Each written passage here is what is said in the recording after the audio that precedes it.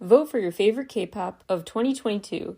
Visit 17caratkpop.substack.com for the link, and the results will be revealed on a December episode of the show. And please subscribe while you're at it, 17caratkpop.substack.com. Thank you. Welcome back to 17 Carat K-Pop. Today I have two big shoutouts of the day. We have to talk about Taeyong's and SEULGI's new songs, then get to just a ton of headlines. So let's dive right in, starting with SEULGI and her new album, which I named one of the best of October, 28 Reasons. Three main thoughts popped into my head when first checking out this release. One is that she would be so cool in a collab with Dove Cameron. SEULGI and Dove, let's make it happen. Second, this is a cool continuation, Irene and SEULGI subunit vibe of like the Monster music video.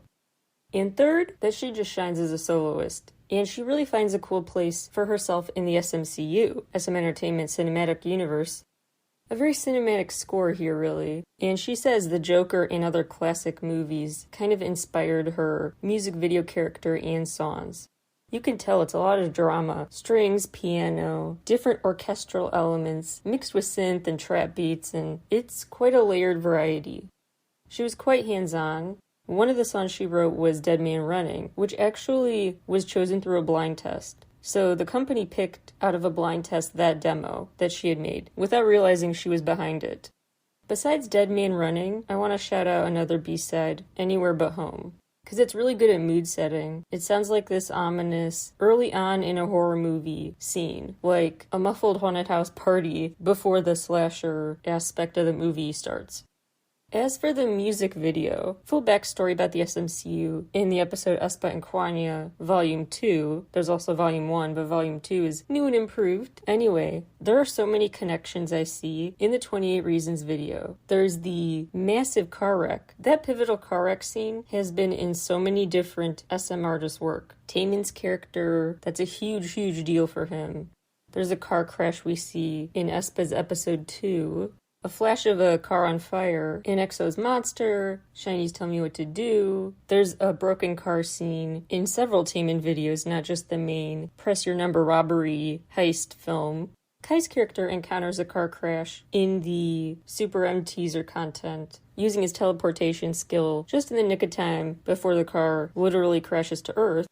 This getaway car of sorts, definitely worth keeping your eyes on. And it's back, that pivotal scene. I would also note just the duality, good and evil SEULGI, because there are dimension-hopping parallel worlds, big overall themes of the SMCU. Although here, though, she does dive into the fact, at the end of the day, they're both her. Made me think a lot of Taemin, who I also have special episodes all about, shameless plug, if you want to know the Taemin music video universe details. I see that parallel of showing the good and evil, but at the end of the day emphasizing that they're one and the same with you. Sometimes one gets the upper hand over the other, but they're both always there. The angel on one shoulder, devil on the other, in TV shows and movies. The devil never kills the angel or vice versa. They're both still there at the end of the day. Same here. And it really reminded me also of that pivotal Press Your Number video with Taemin, because blink and you'll miss it. The person tied up and with a mouth duct taped goes back and forth between being him and being someone else. Is he the one who did it to someone, or is he the victim? How good and evil can coexist in one person is the overall premise of SEULGI's work, but beyond that too. The mattress also caught my attention, made me think of Bad Boy by Red Velvet, that music video that starts with them waking up on this outdoor mattress like a big dream sequence is unfolding. And she says, quote, "The music video draws out the self-conflict unfolding inside a dream. I show the good and bad conflicting as I dream," unquote. Basically, this cinematic story is in a dream dimension, much like the NCT dream dimension, the whole sea of unconscious that some of the characters enter in some of the universe short films. Notable then to remind you, the alter ego's lyrics take center stage in Idea by Taemin, like a dangerous dream that swallowed me, and the more you try to trap me, I'll go off the rails. Other SMCU parallels, feeling like someone's watching her, surveillance cameras, paranoia, those are recurring themes for different SMCU artists. The apple symbolism, which is pretty obvious. The fact in promo picture she's behind cracked glass, that breaking the screen moment is always pivotal. It's been in aespa's content and CTs. Whenever a character breaks the screen, take note of it. I was reminded of an aespa lyric about this duality. In Black Mamba, they sing, "I'm the aespa, there can't be two," implying that the eyes, their alter egos, are going to replace them or they will merge with them, but they can't have just separate, distinct identities. The evil and good have to merge into one being, or one of them wins, but the status quo is unsustainable. So that interesting wrinkle in the story at first sounds like it goes against SEULGI's version of events, but the more you think about it, the more it makes sense. Like actually in SEULGI's case too, there can't be two. There can be and can't be at the same time. They both exist, but just within the same person. Just something to think about. Great, interesting, cinematic storytelling, really shows her solo star power, and I gotta love the Easter eggs. TAEYONG, at long last, has released another SoundCloud track. It's called Fine, and it is more than fine. It's really a nice, interesting pivot. He really has shown a new side of himself with every SoundCloud release. We had bold, confident, flirty TAEYONG with Monroe, a personal favorite of mine. Then there have been other more consoling songs, more romantic in a different way, songs like Rose, then more consoling ones like Blue, and this is a very interesting continuation almost, like a sequel to Blue. So to celebrate a long time since his last SoundCloud upload, this was the perfect way to go. It felt full circle. Because he talks about a blue like it's a place, a vast, kind of a black hole, but blue to him. And he sings in this song about the world feeling like he's drowning in this vast blue without you. He sings about both a relationship and his insecurities in it, but also just how he feels broken outside of the relationship too. My read of it is that the insecurities he sings about are not just about the relationship, like he doesn't measure up to his loved one.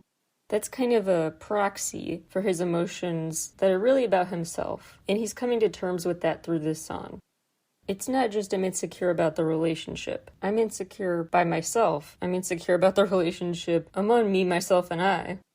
So it's about the comparison game and trying to make peace with yourself and trust things will be alright.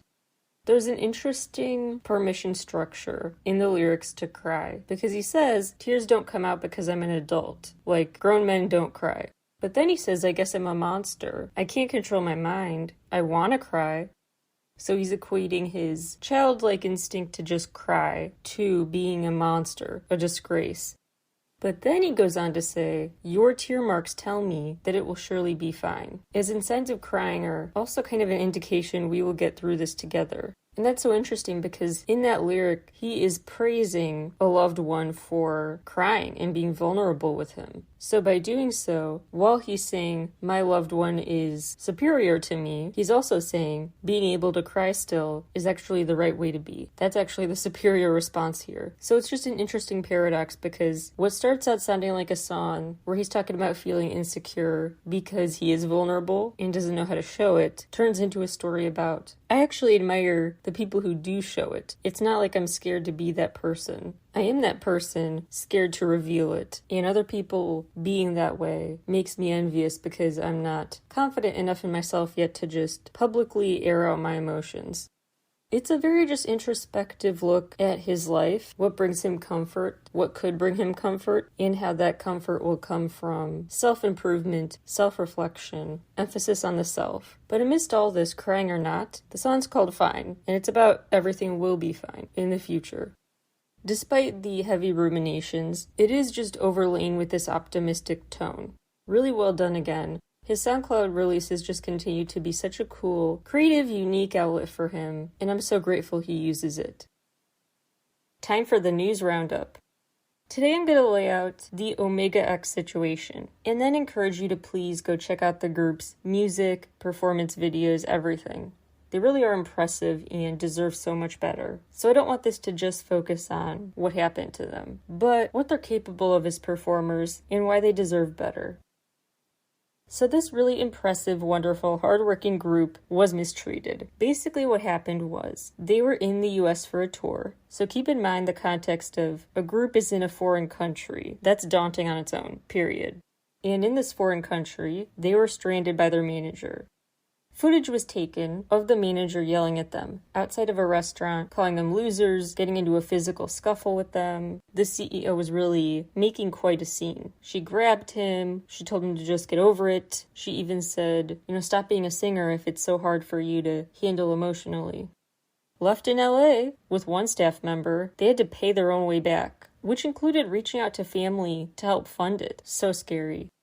One way to tell a statement is less than sincere is when they have to issue more than one very quickly, and they change their position. The consistency isn't there. That's what happened here.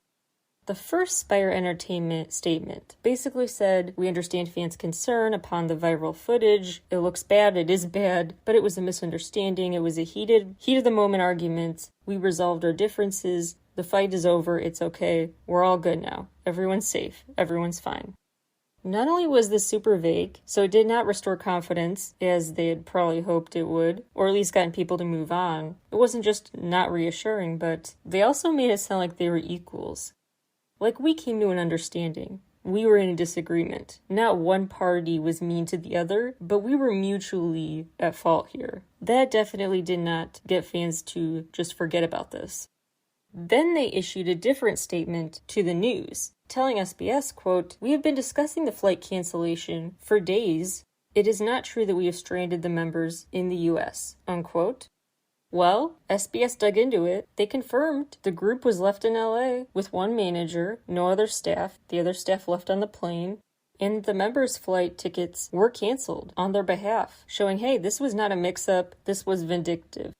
Then, more backstory surfaced from SBS reports about how apparently this incident had been nowhere near the first time a verbal and physical altercation took place with the manager abusing Omega X. Really intense stuff I don't want to get too into the details on, especially as someone with anxiety and panic attacks. I really feel for them, and this is just kind of hard to talk about. I'm just so personally outraged at this kind of treatment of people. I don't know what it's like to be stranded in a different country. That's a whole other level, but I will say, I know what it feels like when people judge your mental illness and think you must be dramatic or something if you're not acting, quote unquote, the right way. When you fear something in a disproportionate amount, in an unrealistic way, instead of empathy, I know what it's like to be treated with disdain, with disgust, etc. So, anyway, just heinous treatment constantly towards them, as well as the fact they were told to tour still with COVID. Had to go on with the show like they didn't catch a lethal virus. The hotel guards apparently had to deal with the CEO before too, who had been causing a ruckus outside the members' hotel room. In fact, cops were dispatched on 2 occasions during their stay. Video and chat logs were resurfaced showing the CEO actually pressured them to pay off the company's debt and has been seeking settlement money. So maybe we'll terminate your contract if you pay up in the ballpark of $230,000 to $300,000. Remember, this doesn't even count the money they scrapped together for a flight home. The chat logs also seem to just overall show a culture of management being enabling towards each other. Just all kind of sticking it out, them against the group. Cursing sessions, threats of lawsuits. A reporter wanted a follow-up statement and reached out to the CEO, who then responded with, quote, can you call me later, unquote, saying she was very sick and had been rushed to the hospital. Unclear if she really was. This CEO would also just call and wake them up at dawn, outside of scheduled hours. They were really overworked. 4 members are currently being treated for anxiety, panic disorder, and insomnia. This has also hurt the group because the drama 2 of them filmed, A Shoulder to Cry On, had to push back its debut date to who knows when. They indefinitely shelved the project in the wake of all this drama. And any regret the CEO might have seems to really come into question, given social media posts that said things like, you have lies, but I have the truth. That was a direct quote. You have lies, but I have the truth. Weird sub-tweet kind of posts in the wake of these allegations. Again, look for inconsistencies. You have a statement saying all is done now, we buried the hatchet. Simultaneously, the CEO is saying, you're all liars about what happened. So did it happen and it's all good now? Or did it never happen and they lied? Can't be both. So anyway, I honestly worried this was it for the group because financially they're clearly in a bind and will be for a long time now given legal fees if the CEO puts up a fight.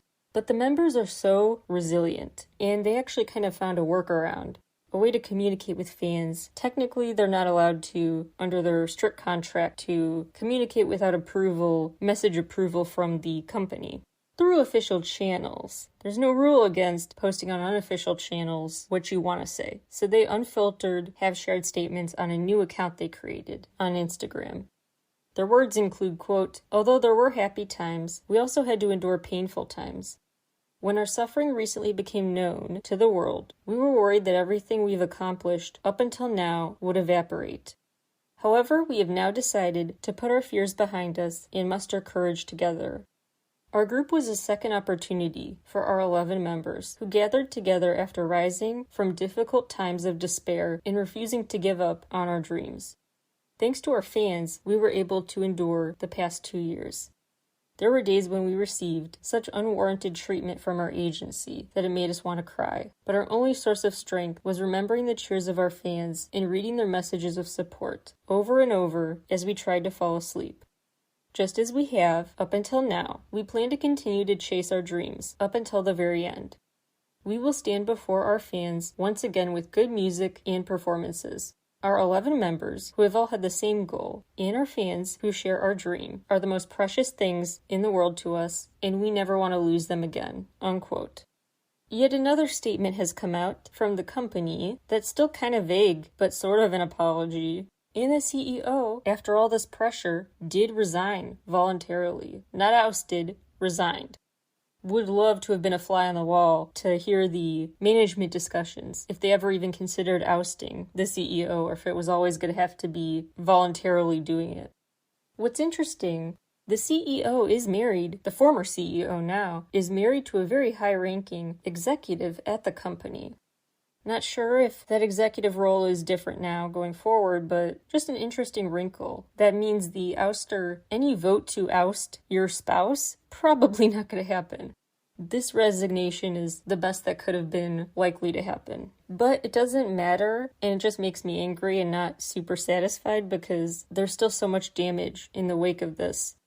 To the members' mental health, physical health even. Mental and physical health are very related, probably so worn down. The stress is bad for them, the fear, the perpetual state of fear, plus the fans. This has hurt them. This has hurt the boys' acting aspirations. Just so much healing has to happen. Really hoping it can.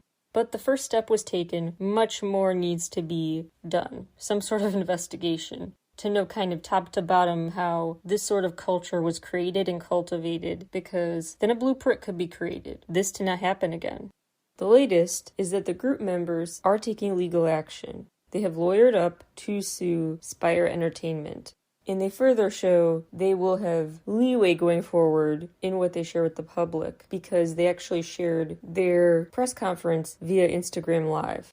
Also, shout out to Just Be, who aren't even from the same company and actually debuted the same day as Omega X. So the ultimate ingredients to pit groups against each other, start a rivalry, try to overshadow each other on anniversaries or whatever. But no, not at all.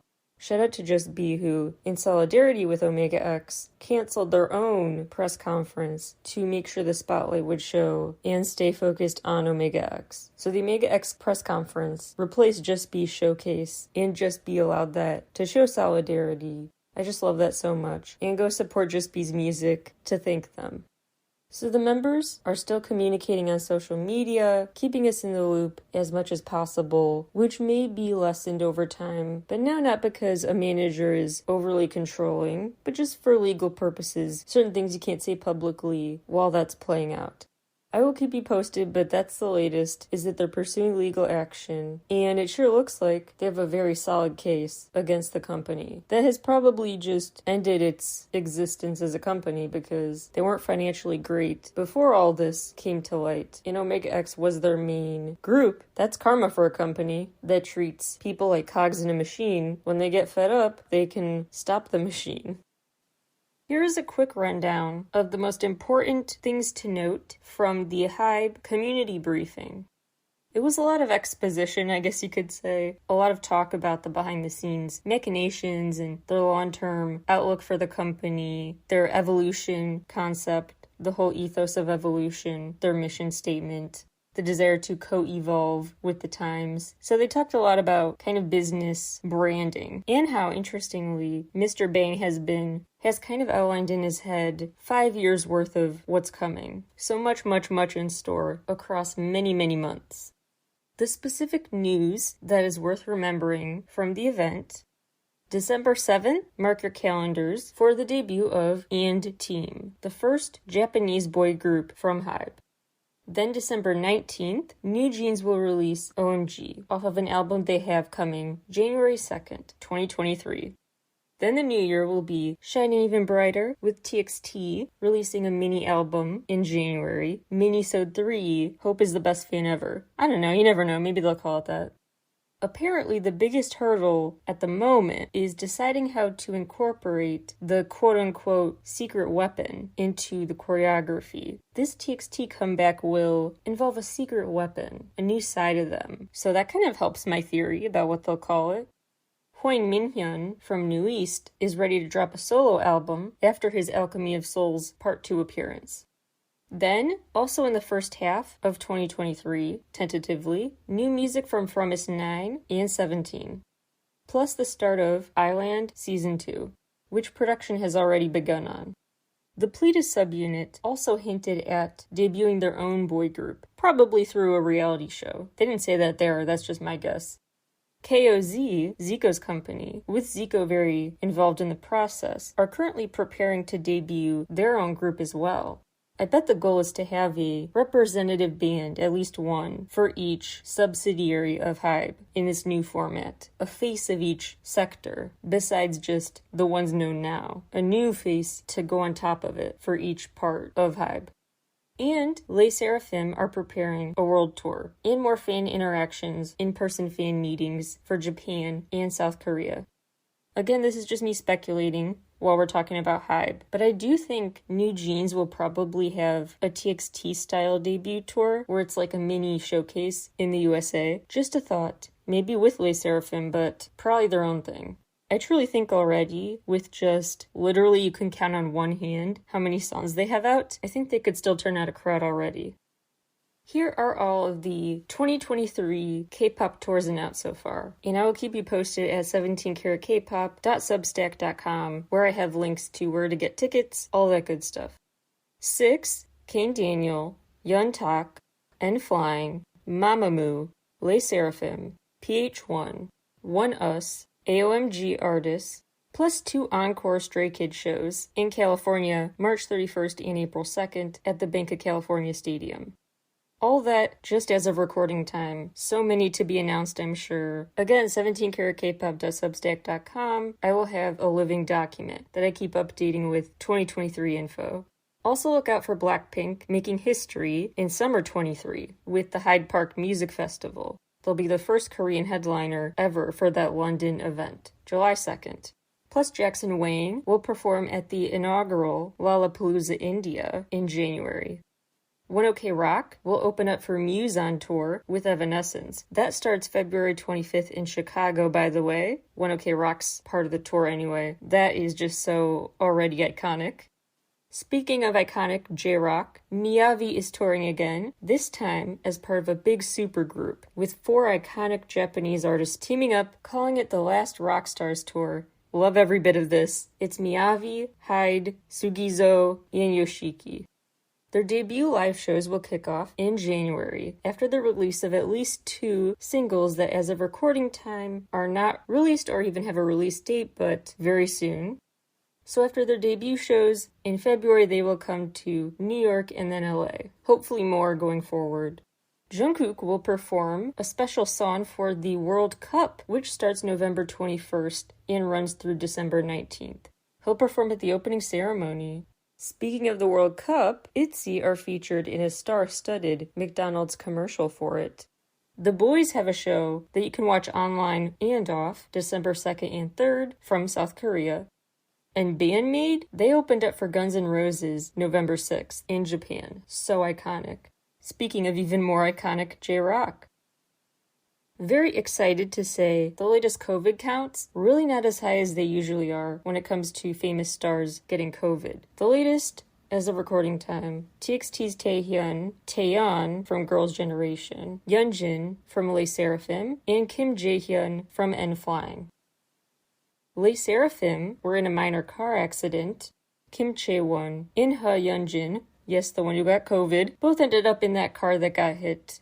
Their promo was put on hold as they dealt with minor injuries, including muscle pain and bruising.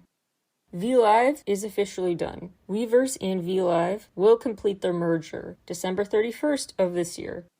There's a statement through V-Live you can see, laying out a ton of particulars about this, about account transfer info, things like that, but it's really happening. Weverse basically ate up V-Live.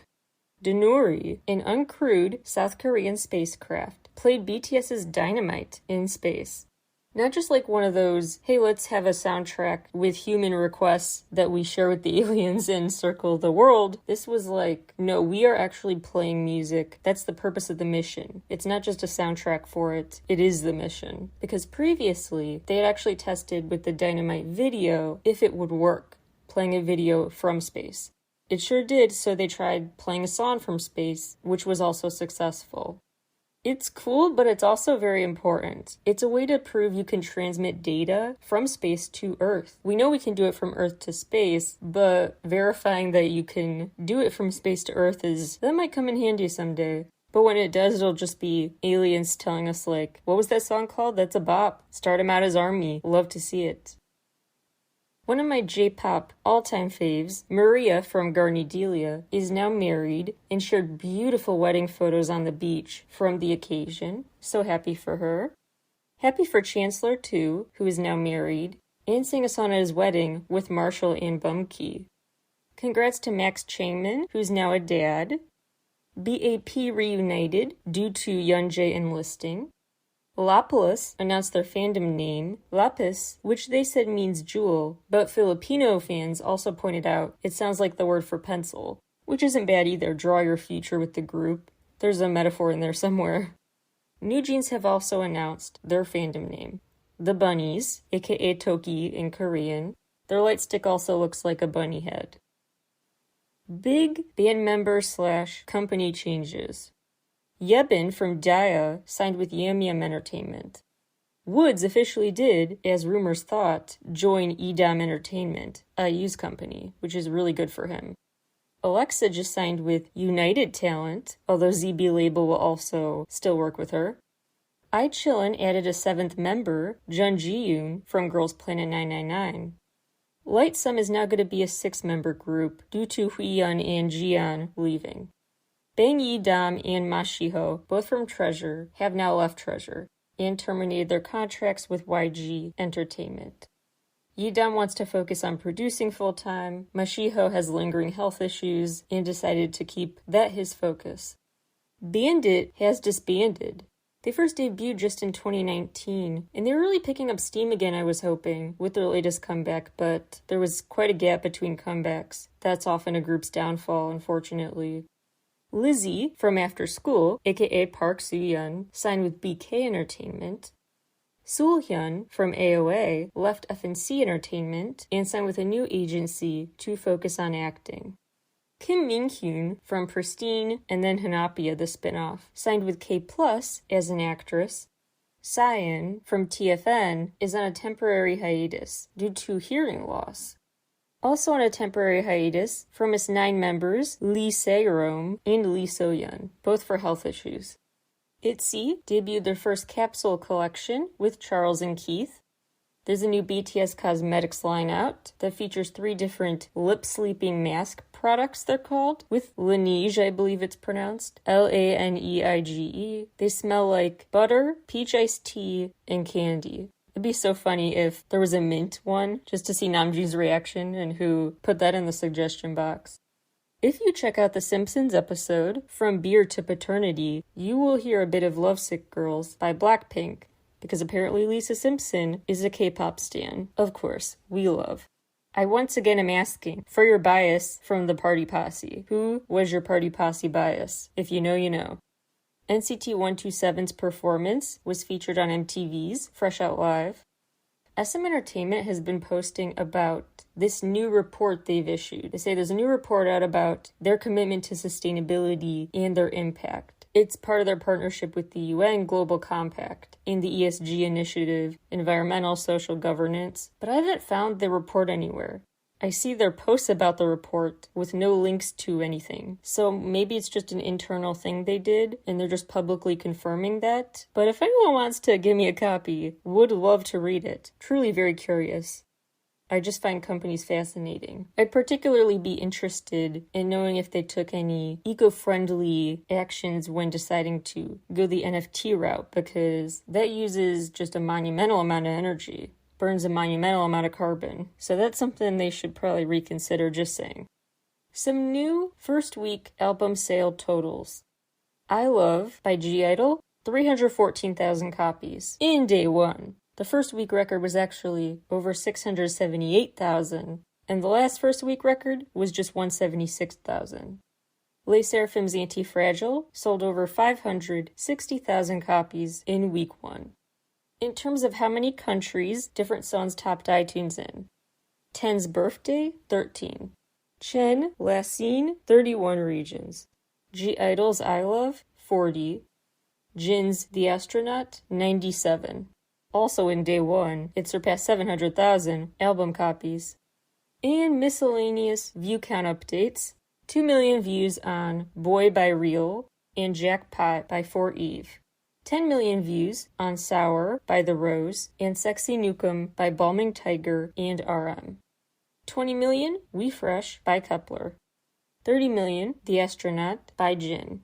40 million Anti-Fragile by Les Seraphim. 100 million Nude by G-Idol, Christmas Evil by Stray Kids, and Talk That Talk by Twice. 200 million Shut Down by Blackpink. 300 million G by Girls' Generation. Actually, their first time hitting 300 million views. 400 million Pink Venom by Blackpink. 600 million Love Scenario by iKON. 700 million Money by Lisa of Blackpink. 1.5 billion Boombayah by Blackpink. 1.6 billion Boy With Love by BTS featuring Halsey. 20 million streams, Taeyeon and Weinstein's Love Theory. 100 million streams for the first time for Jessie with Zoom. 240 million streams for V's Singularity.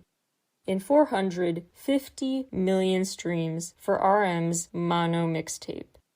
Thanks to Kyrgyzstan, who would have thought, La Lisa by Lisa has now won for most number ones in different countries. She reached number one on iTunes in 103 regions. She just surpassed Adele's record to become the female soloist topping that category. Les Seraphim surpassed 2 million Instagram followers.